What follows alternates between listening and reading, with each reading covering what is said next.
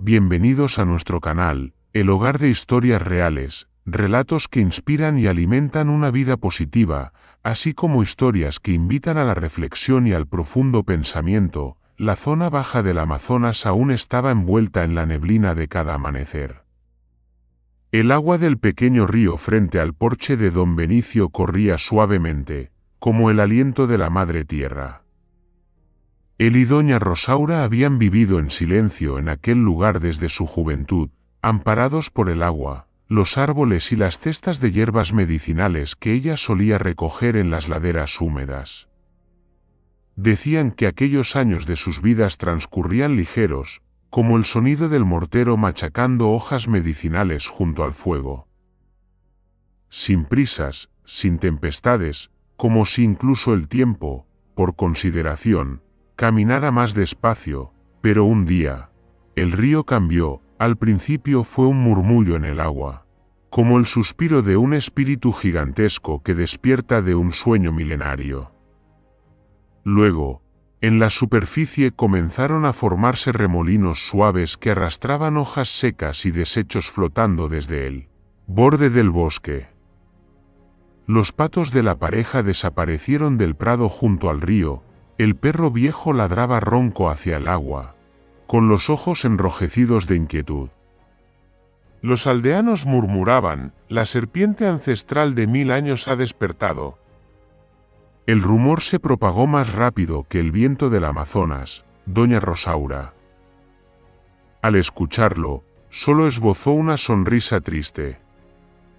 Si la serpiente sagrada estuviera furiosa, el bosque ya habría ardido, dijo, aunque en su corazón se acumulaba una preocupación inexplicable. Don Benicio, al ver el río cambiar, pasaba las tardes mirando las aguas sin lograr serenarse.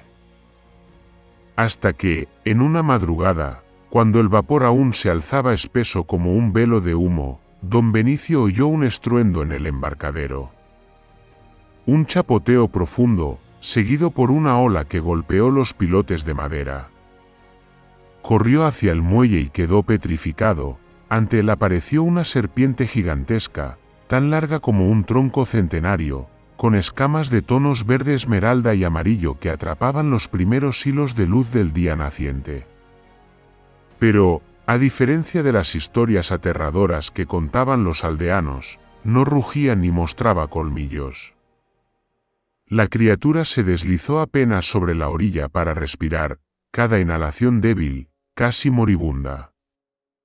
A lo largo de su cuerpo había marcas oscuras de heridas. Algunas como quemaduras, otras difusas como si fueran producto de un veneno. Doña Rosaura despertó de inmediato al oír los gritos de su marido y corrió hacia él.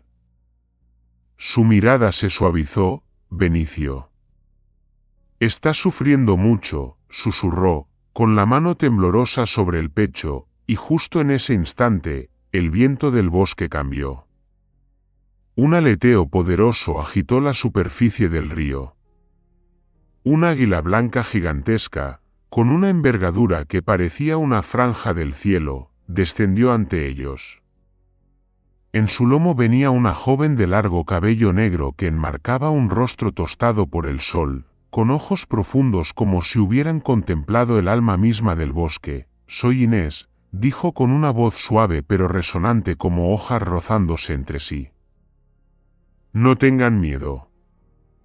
Esta criatura no ha venido a hacer daño». La pareja permaneció en silencio, oyendo solo el latido de sus propios corazones. Inés descendió del águila, se arrodilló junto a la serpiente y posó su mano sobre las escamas ásperas. La serpiente se movió apenas, no para resistirse, sino como si buscara un calor familiar. Inés entonces continuó hablando: «Este es el espíritu ancestral del Amazonas. Mantiene el equilibrio del río, del bosque y de toda la vida que lo rodea. Pero está muriendo. Porque los seres humanos han envenenado el río sin darse cuenta». Aquellas palabras fueron como una daga silenciosa que se hundía lentamente. Don Benicio inclinó la cabeza. A menudo había visto las embarcaciones en la parte alta del río arrojar basura, a personas descuidadas verter químicos desde las nuevas granjas hacia el agua. También había encontrado bolsas de plástico enredadas en las raíces de los árboles, pero solo suspiraba sin saber con quién hablar. «Hay que salvarlo», dijo Inés, con los ojos brillando de un dolor impotente. «Si muere, el Amazonas enmudecerá. El agua se volverá turbia, el bosque se marchitará al punto». Fue entonces cuando doña Rosaura exhaló un leve susurro, como si recordara algo de su infancia. «Existe una hierba ancestral. Mi padre decía que podía purificar el agua, curar el veneno de los espíritus del río. Inés la miró de inmediato, con los ojos llenos de esperanza. «Entonces debemos encontrarla. Ahora mismo. Y así comenzó el viaje para salvar el río. Justo en ese instante, mientras la serpiente ancestral respiraba con dificultad bajo la luz del amanecer, y el grito del águila aro resonaba como un llamado desde lo alto del cielo. La selva amazónica entró en la tarde como quien entra en un templo sagrado.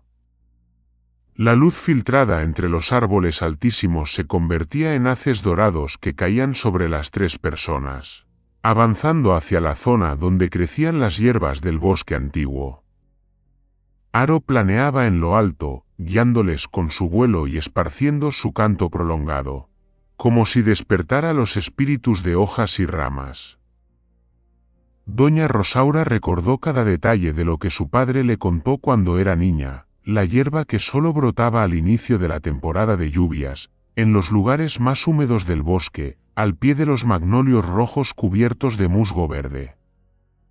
Sus hojas tenían forma de gota, con un borde violeta pálido, y al tocarlas desprendían un aroma semejante al de la primera lluvia del año.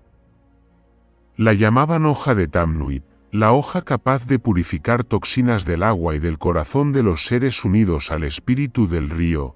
Caminaron hasta que el cielo se oscureció. Una lluvia repentina cayó con fuerza, pero era pura y fresca. Bajo aquel aguacero, vieron la base de un magnolio rojo brillar con un tono de musgo esmeralda. Sobre el suelo húmedo, las hojas de Tamnuit resplandecían como si miles de gotas plateadas las cubrieran. Doña Rosaura rompió a llorar, no por cansancio, sino por la sensación de estar reencontrándose con su padre. «Padre», murmuró, «usted dijo una vez, si algún día el bosque pide ayuda, debo responder. Inés posó suavemente una mano en su hombro, su sonrisa era blanda como la lluvia. «El bosque la ha estado esperando. Y ahora usted ha venido. Cosecharon las hojas y regresaron a la orilla del río, donde la serpiente seguía inmóvil. Aro descendió cerca de allí, batiendo las alas y levantando pequeñas chispas de agua. El trueno lejano anunciaba que una gran lluvia se aproximaba. Tal como había predicho doña Rosaura, debemos esparcir la hierba cuando la primera lluvia toque el río. Solo entonces el agua abrirá su corazón para recibir la medicina. Juntos machacaron las hojas de Tamnuit y las mezclaron con varias raíces antiguas que Inés había traído consigo. De aquella mezcla emanaba un aroma extraño, dulce como la savia tierna, fresco como el viento del inicio de temporada y puro como el sonido del agua del arroyo deslizándose entre piedras blancas. Cuando cayó la primera gota de lluvia, doña Rosaura se acercó a la orilla.